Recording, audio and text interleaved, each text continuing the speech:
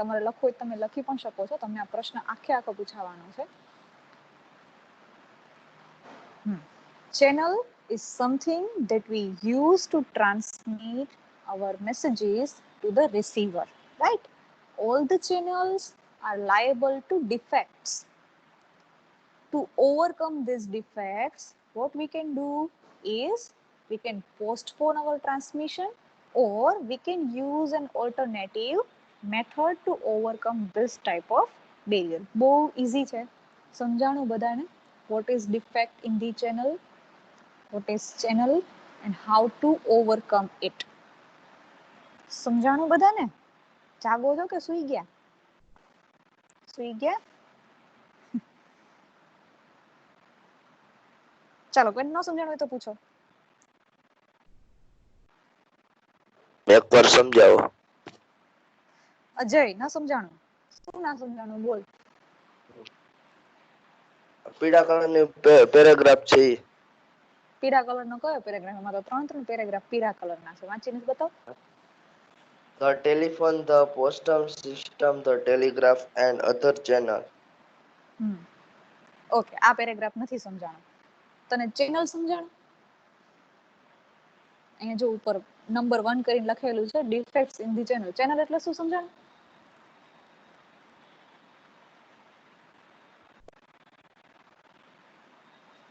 Channel ના સમજાણું અજય? કોઈ પણ માધ્યમથી આપણે કોઈને મેસેજ મોકલવો હોય તો એને ચેનલ કહેવાય. તો ટેલિફોન ચેનલ કહેવાય કે ન કહેવાય? ટેલિફોન ચેનલ ના કહેવાય, કેમ કે એમાં વાત જ થાય ખાલી. તો ટેલિફોન આપણે મેસેજ પહોંચાડવા માટે યુઝ નથી કરતા? અત્યારે વાત કરે છે. હા, તો ઈ ચેનલ કહેવાય કે ન કહેવાય? કહેવાય. હાલો. હા, હાલો એમ નહીં, કહેવાય છે. ટેલિફોન શું છે? એક ચેનલ છે, બરાબર? આપણે કોઈને ઈમેલ મોકલીએ, શું છે? ચેનલ મતલબ મીડિયમ. હું તને ફોન કરું તો ફોન શું બની ગયો? ચેનલ બની ગયો, બરાબર? તું મને વોટ્સએપમાં મેસેજ કરે તો વોટ્સએપ શું બની ગયું? ચેનલ બની ગયું, બરાબર? તો આમાં ક્યારે ડિસ્ટર્બન્સ આવે? ડિસ્ટર્બન્સ આવે મતલબ શું થાય? તો કે નેટવર્ક નથી, ફોનની બેટરી નથી, આ બધું શું થયું? ડિસ્ટર્બન્સ થયું. તો આવું કઈ ડિસ્ટર્બન્સ આવે ત્યારે શું થશે? આપણે જે કાંઈ પણ તે મને ફોન કર્યો છે, મને ફોન અહીંયા મારો ફોન માન લે સ્વિચ ઓફ છે ને તે મને ફોન કર્યો, તો શું થયું? ચેનલમાં ડિસ્ટર્બન્સ આવ્યું ને? તારો મેસેજ મારા સુધી પહોંચ્યો નહીં. તારો મેસેજ ક્યારે પહોંચે? જ્યારે મારો ફોન ફરીથી શરૂ થાય. મતલબ આપણી ચેનલ છે એ એક હોવી જોઈએ, મીડિયમ એક હોવું જોઈએ. તું મારી સાથે ગુજરાતીમાં વાત કર, હું તારી સાથે બંગાળીમાં વાત કરું, તને કઈ ખબર પડે? પડે. બરાબર? તો આપણી જે ચેનલ છે એ એક હોવી જોઈએ. મતલબ આપણે ટેલિફોન છે એ શું છે? એક ટાઈપની ચેનલ છે, બરાબર? તો નેટવર્કમાં જે એરર છે એ શું થયું? Defect in the channel. તો આને તમે ઓવરકમ કઈ રીતે કરી શકો? આ એરર ન આવે એના માટે શું કરી શકો? You can postpone the transmission. તો એ સમય પછી ફરીથી ટ્રાય કરી. ફોનમાં કે છે ને કે જેને તમે ફોન કરો છો એ અત્યારે તમારો ફોન રિસીવ નથી કરતા, થોડી વાર પછી ટ્રાય કરો, જેથી કરીને આપણો મેસેજ છે એ પૂરેપૂરો પહોંચે, બરાબર? અથવા તો કોઈ બીજી ઓલ્ટરનેટિવ મેથડથી આપણે રિસીવર સુધી મેસેજ પહોંચાડવાનો. આ તો જ સમજાશે જો કમ્યુનિકેશનની પ્રોસેસના દરેક સ્ટેપ તમને ખબર હોય. મેં લાસ્ટ જ્યારે લેક્ચર લીધો હતો ત્યારે 2 વખત મેં આ સમજાવ્યું છે. તું છે ને એ જોઈ લેજે પીડીએફ, બરાબર? આખી મેં મોકલી છે ક્લાસમાં. કમ્યુનિકેશનની પ્રોસેસ શું છે અને એના સ્ટેપ્સ, બરાબર? એમાં જોઈ લેજે. અને ડિફેક્ટ્સ ઇન ધ ચેનલ મતલબ ચેનલ એનું એક સ્ટેપ છે.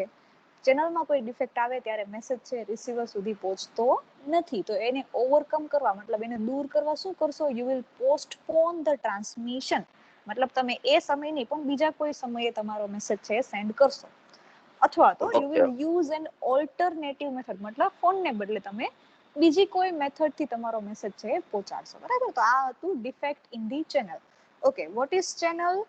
Channel is something that the sender and the receiver use to communicate. અથવા તો they use to send messages to each other. એને આપણે કહેશું ચેનલ. પણ એની શરત શું છે? The channels should be the same with the sender and the receiver. બરાબર? જેમ મેં હમણાં અજયને એક્ઝામ્પલ આપ્યું કે ભાઈ હું અજય મારી સાથે ગુજરાતીમાં વાત કરે, હું એની સાથે બંગાળીમાં વાત કરું, તો અમારી જે ચેનલ છે મતલબ કે અમારી લેંગ્વેજ છે એ શું બની ગઈ અત્યારે? ચેનલ. તો એ અલગ પડી જશે તો અજય સુધી મારો મેસેજ પહોંચશે નહીં. તો લેંગ્વેજ છે પણ શું છે? એક ટાઈપની ચેનલ જ છે. તો લેંગ્વેજ સરખી હોવી જોઈએ, ફોન યુઝ કરતા હોય તો ફોનનું નેટવર્ક પ્રોપર હોવું જોઈએ. આ બધું શું છે? ચેનલ્સ છે. બરાબર છે?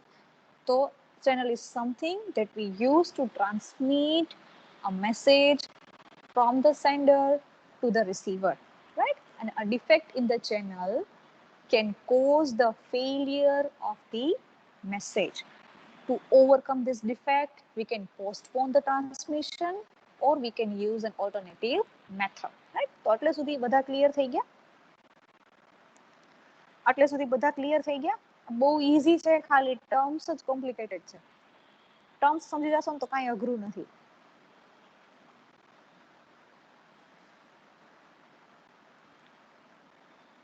ઓકે, સમજાઈ ગયું. 2-3 જણાને સમજાઈ ગયું. બાકીના સમજી જશે એવું માની લો ને. ઓકે, ચાલો. તો સેકન્ડ જે બેરિયર છે એ છે નોઇઝ. બરાબર. હવે નોઇઝનું તમને એમાં કાંઈ ડિટેલ્સમાં કહેવાની જરૂર નથી આપણે, કારણ કે નોઇઝ એટલે બધાને ખબર જ છે. નોઇઝ મતલબ ઘોંઘાટ, અવાજ, interference of any kind of sound, અથવા તો an interference which prevents you from hearing sounds properly. જો તમને ડેફિનેશન પણ આપી છે. Noise is something which causes an interference from hearing sounds properly. તમને જ્યારે અવાજ પ્રોપરલી ન સમજાય એમાં જે ઇન્ટરફિયરન્સ આવે એને આપણે નોઇઝ કહેશું, રાઈટ? તો એક્ઝામ્પલ તરીકે તમને એને આપ્યું છે. In a factory, for example, the continuous noise made by machines make oral communication difficult. બરાબર. જો એક સાથે કેટલા બધા મશીન્સ ચાલતા હોય તો જ્યારે એક વ્યક્તિ બીજા વ્યક્તિ સાથે વાત કરતી હોય ત્યારે એનો અવાજ છે એ પ્રોપરલી બીજા વ્યક્તિને સંભળાશે નહીં. શું કામ? કારણ કે એને ઇન્ટરફિયરન્સ કોનું થાય છે? મશીન્સનું. મશીન્સમાંથી જે અવાજ આવે છે એનો. બરાબર. In the same way, some technical problem in public address system or static in a telephone or television cable will distort the sound signal and affect communication. માની લો તમે ફોન કરો છો, ફોનમાં નેટવર્ક નથી આવતું, અથવા તો કોઈ બહુ આજુબાજુમાં ઘોંઘાટ કરે છે, વધારે પડતું જોર જોરથી બોલે છે, તો પણ સામેવાળાને તમારો અવાજ સંભળાશે નહીં. બરાબર. Adverse weather condition may spoil the effect. આ તમને ટીવીમાં જોવા મળ્યું હશે. જ્યારે પણ થોડીક વરસાદની સિઝન હોય કે પવન ફૂંકાતો હોય કે વીજળી થતી હોય તો ટીવીમાંથી નેટવર્ક વયું જાય છે. એમાં લખાઈને આવે છે કે your set top box is enable two receive signals. તો આ પણ શું છે? એક ટાઈપનું ઇન્ટરફિયરન્સ છે. બરાબર. પછી બોલો. હેલો. કાંઈ ને madam, sorry. Okay, mike mute કરી દેજો.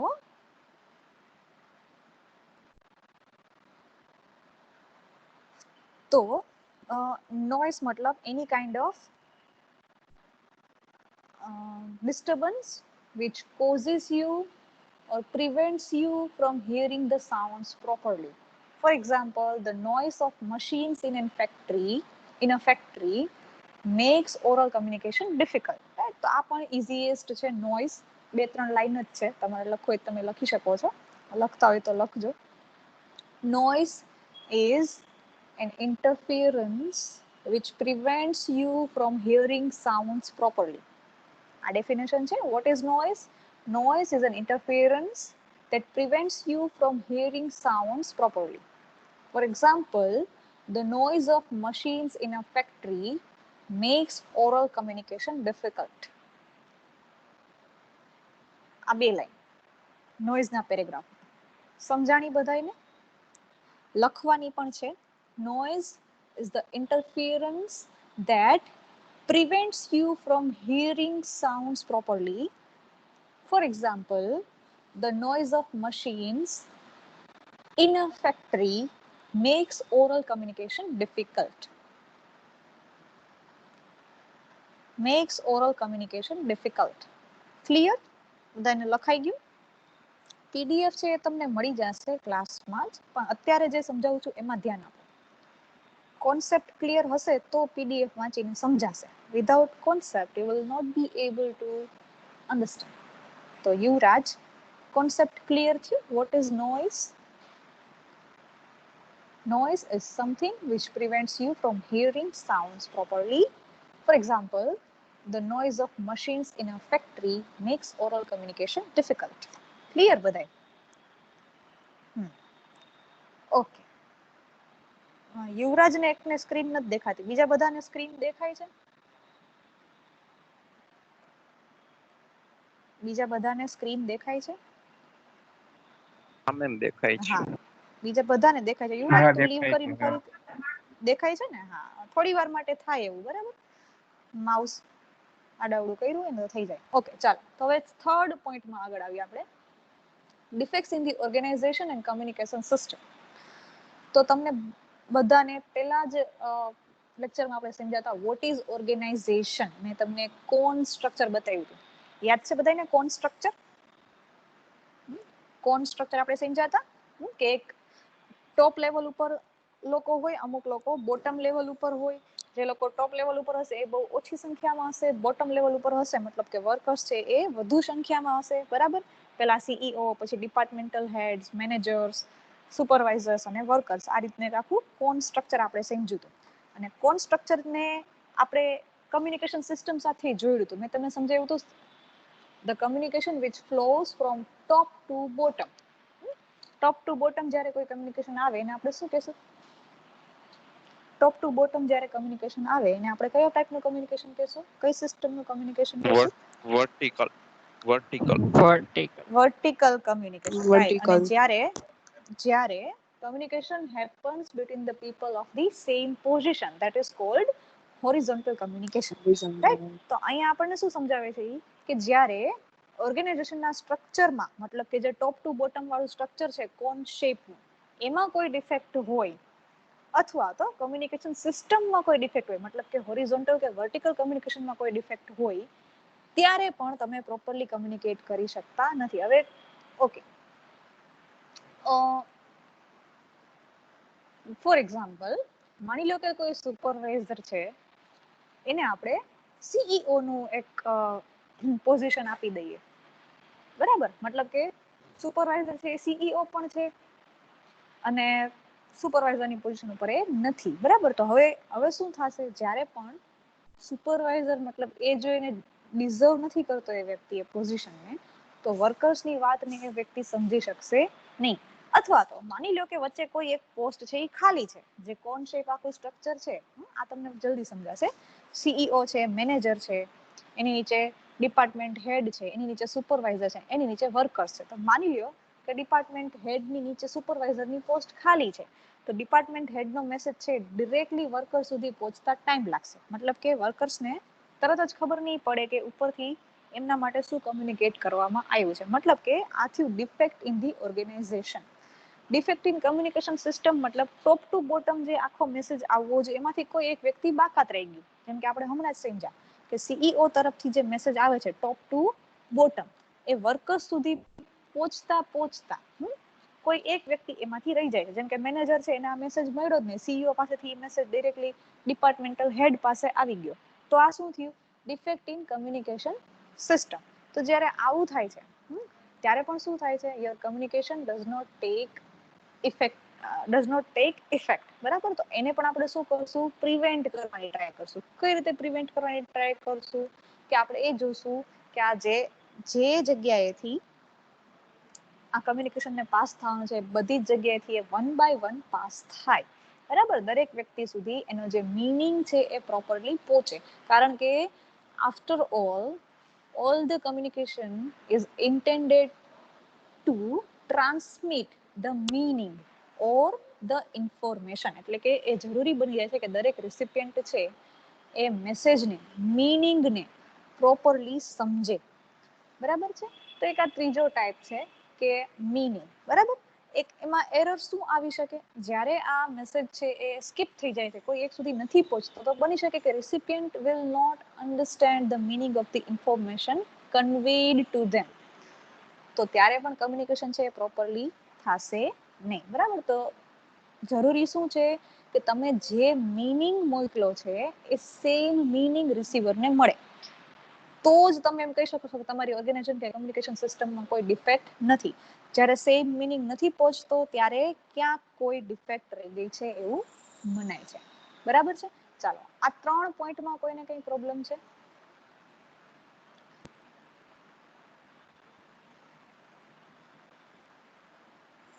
તો તમને એક બહુ સરસ એક્ઝામ્પલ એક્ઝામ્પલ એ આપ્યું છે જે પેજ અહીંયા સ્ક્રોલ થાય છે એમાં, કે ક્યારે આવી ડિફેક્ટ રહી શકે, બરાબર?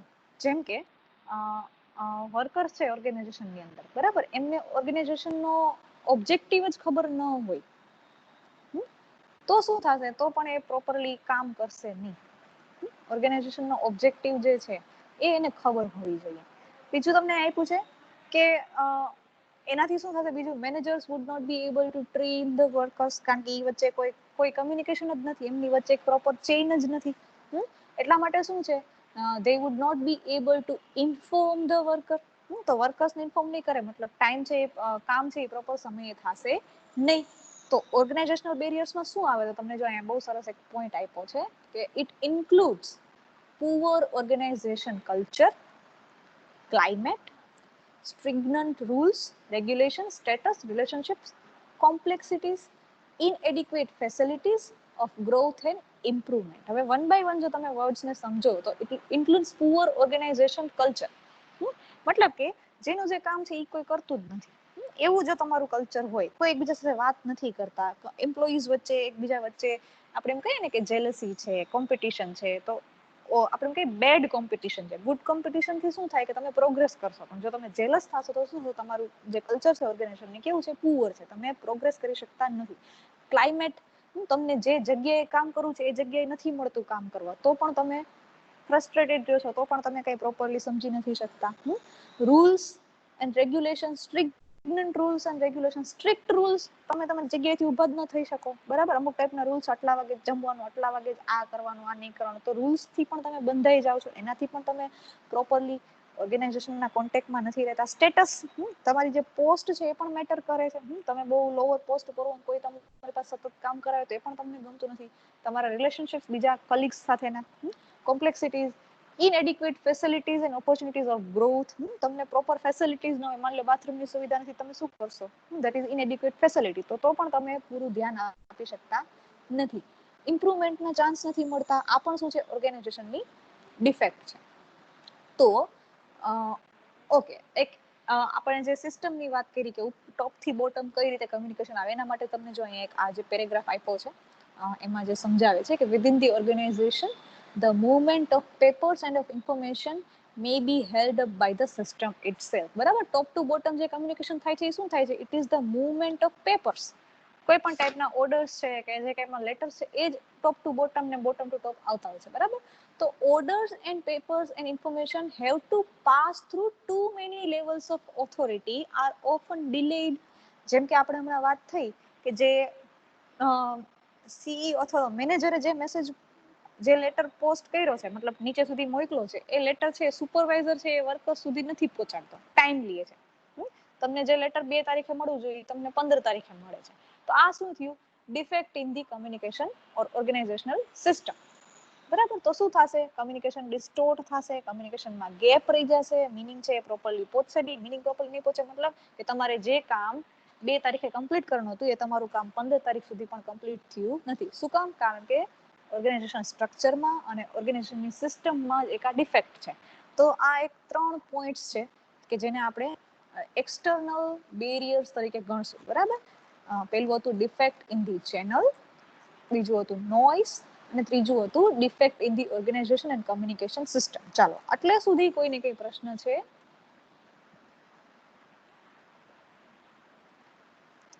આટલે સુધી કોઈને કઈ પ્રશ્ન છે તો પૂછી શકો.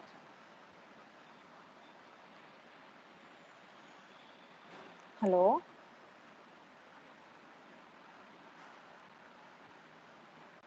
સંદીપને પ્રશ્ન નથી, એ સિવાય ઘણા લોકો છે હાજર, બધા જવાબ આપે, બધાને સમજાઈ ગયું છે એમ ને?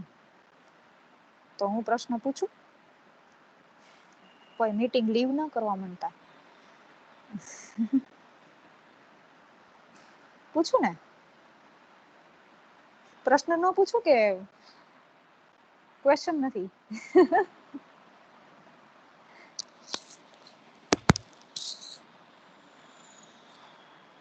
ઓકે, પરમાર દિવ્યેશ ના પાડે છે. દિવ્યેશ, માઇક અનમ્યુટ કરો.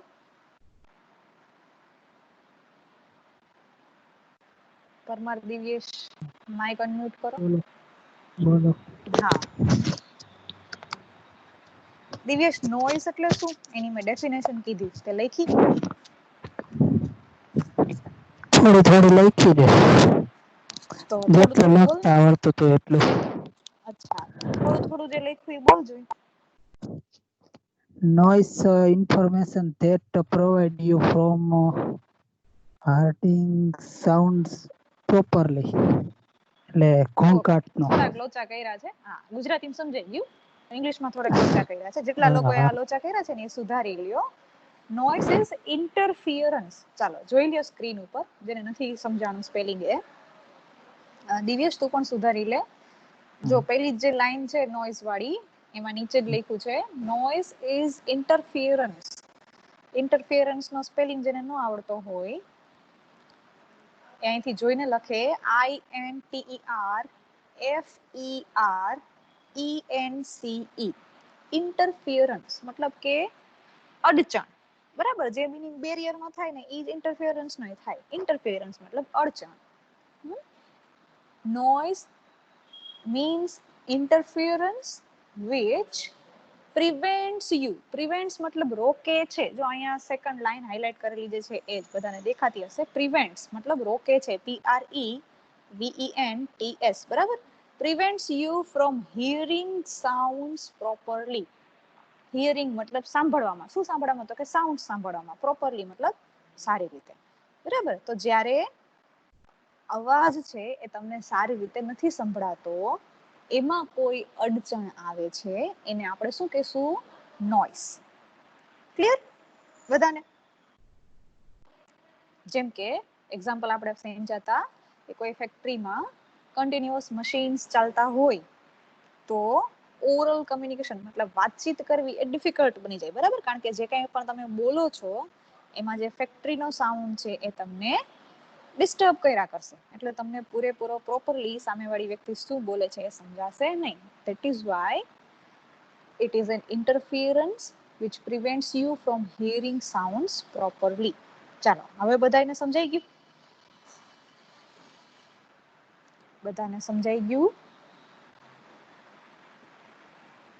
તો અહીંયાથી સ્ક્રીન પ્રેઝન્ટ કરવાનું બંધ કરું છું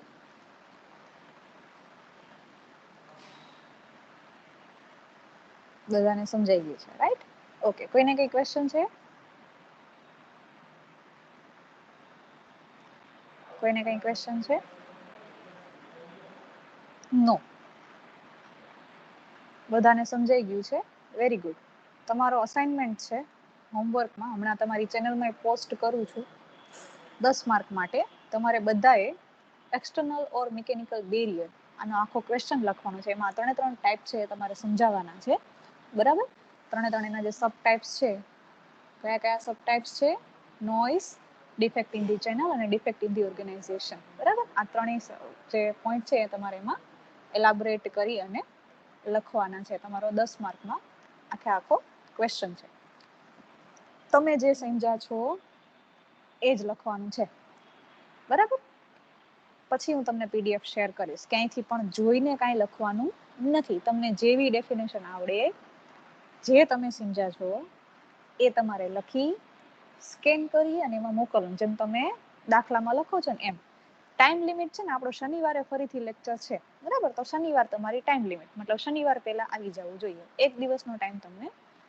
મળે છે ક્લિયર બધાને તમારા અસાઇનમેન્ટ ટેબમાં હમણાં અસાઇનમેન્ટ હશે બરાબર છે તો બધા એમાં જોઈ લેજો બાકી કોઈને કઈ ક્વેશ્ચન હોય તો પૂછી શકો છો કોઈને કઈ ક્વેશ્ચન ન હોય હેલો મેમ યસ મહિમા હા મેમ એક ક્વેશ્ચન છે મારે હા સચિન બોલો આ પોઈન્ટ તમે જે ગયા લેક્ચર હતો ને એમાં એક પોઈન્ટ હતો interpretation difference according to the receiver psychology and situation હવે સિચ્યુએશન તો મને સમજાઈ ગયું છે સાયકોલોજીકલ રીઝન હોય છે કે એક્ઝામ્પલ આપી શકશો હા સાયકોલોજી મતલબ મારી વિચારધારા હું શું વિચારું છું માની લ્યો કે મને નોનવેજ પ્રત્યે અણગમો છે બરાબર એક આ મારી સાયકોલોજી છે કે નોનવેજ ફૂડ મને ગમતું નથી તો હવે કોઈ વ્યક્તિ કે જે નોનવેજ ફૂડ ખાતો હશે અથવા તો નોનવેજ ની વાત કરતો હશે ત્યારે હું એને જજ કરીશ કે આ તો વ્યક્તિ સારો નથી એ તો નોનવેજ ખાય છે બરાબર છે. જે વ્યક્તિને નોનવેજ ફૂડ ગમતું હશે એ શું કરશે, એને એની વાત સારી લાગશે, મતલબ કે એક જ વાત છે પણ એના ઇન્ટરપ્રિટેશન્સ અલગ અલગ છે. જે એ વાતથી સહમત છે એને એ વાતમાં કોઈ પ્રોબ્લેમ નથી. જે એની સાથે અસહમત છે, મતલબ પોતે સાયકોલોજીકલી એવું માને છે કે નોનવેજ ઇઝ નોટ ગુડ, તો એ શું કરશે, એ શું કરશે, એ સામેવાળી વ્યક્તિને જજ કરશે કે આ વ્યક્તિ સારો નથી, આવું ન ખવાય. કોઈ ધર્મ પ્રત્યે તમને જો માની લો સાયકોલોજીકલી કોઈ માન્યતા છે કે ભાઈ આ લોકોની જે નારિયેળ વધારવાની જે માન્યતા છે ને એ યોગ્ય નથી. તમે હમણાં રિસન્ટલી એક એક્ઝામ્પલ તમે ન્યૂઝપેપર્સમાં વાંચ્યું હશે, એક મુવમેન્ટ ચાલે છે કે ભાઈ જે લોકો ગુજરી જાય પછી જે દાડો કરવાની જે પ્રથા છે, જમણ કરવાની, એનું ન્યૂઝપેપરમાં બહુ આવે છે કે આની સાથે તમે કેટલા સહમત છો, એમ આ પ્રથા આપણે કન્ટિન્યુ રાખવી જોઈએ કે ન રાખવી જોઈએ. તો અત્યારની જનરેશનમાં એવા કેટલાય લોકો હશે કે જે એવી સાયકોલોજી રાખતા હશે કે ભાઈ મૃત્યુ પછી આવું કઈ જમણવારનું કઈ મહત્વ જ નથી, તમારે જે કરો ને તમે જીવતા કરી લો, તમારે જેને જે આપવું છે જીવતા આપી દો, મરી ગયા પછી તમે આ કરો છો ને એનું કઈ મહત્વ નથી. તો આ સાયકોલોજી જેની હશે ને એને આ મુવમેન્ટ સારી લાગશે, એ આ મુવમેન્ટમાં જોડાશે.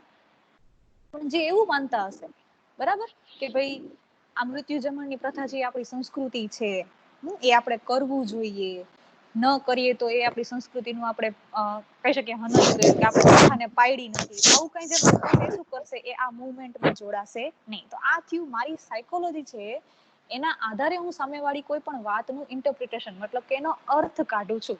આપણે હું વાક્ય તમને બોલી હતી, તમને લોકોને યાદ હોય તો, કે સહી ગલત કુછ નહીં, તેરે લીએ તું સહી, મેરે લીએ મેં સહી. આનો મતલબ શું, મારી જે સાયકોલોજી છે એના આધારે હું સાચી છું, તમારી જે સાયકોલોજી છે એના આધારે તમે સાચા છો, પણ હકીકતે સત્ય ને આની સાથે કોઈ લેવા દેવા નથી. એટલે આપણે મીનિંગ નથી સમજતા, આપણે શું સમજીએ છીએ, આપણા જે વિચારો છે એના આધારે આપણે જજમેન્ટ આપતા હોઈએ છીએ. બરાબર. માની લો એક સીધું એક્ઝામ્પલ આપું, ચાલો બહુ ઇઝીલી તમે કનેક્ટ કરી શકો એવું. તમને એમ લાગતું હોય કે સુરભી મેડમ છે ને એ બહુ હેરાન કરે એવા છે, એમ કાંઈ એક તો સરખું ભણાવે નહીં, જ્યારે હોય ને ત્યારે હેરાન કરે ને એવું હોમવર્ક આપતા હોય. એક તમારા મનમાં એક મારા બહુ એરોગન્ટ છે, અહંકારી છે, તમારા મનમાં એક મારી એક આવી છાપ થઈ ગઈ. તમે મને ઓળખતા નથી, તમે પહેલી વાર આવ્યા, તમે મને જોઈ અને તમારા મનમાં એક આવી છાપ પડી કે ભાઈ આ આવા છે, એમ તમે મને હજી ઓળખતા જ નથી. બરાબર.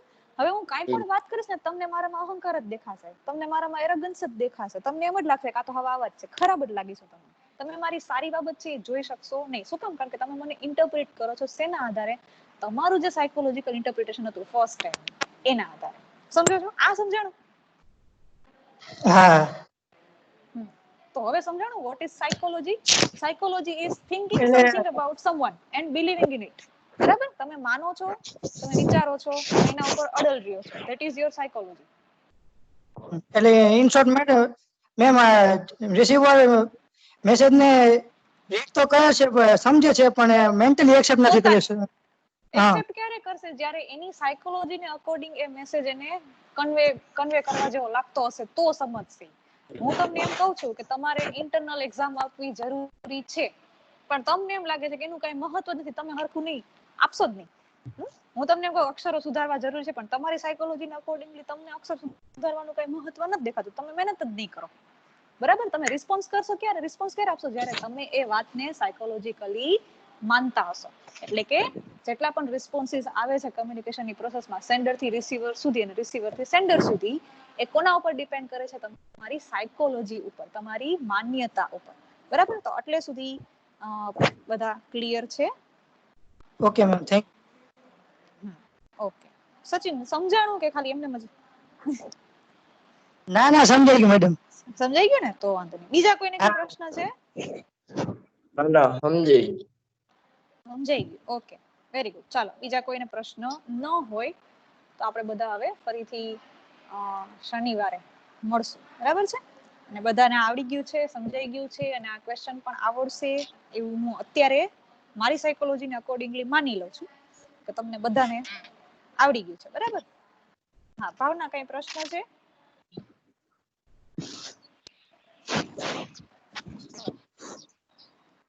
હેલો. યસ. કોણ બોલે છે?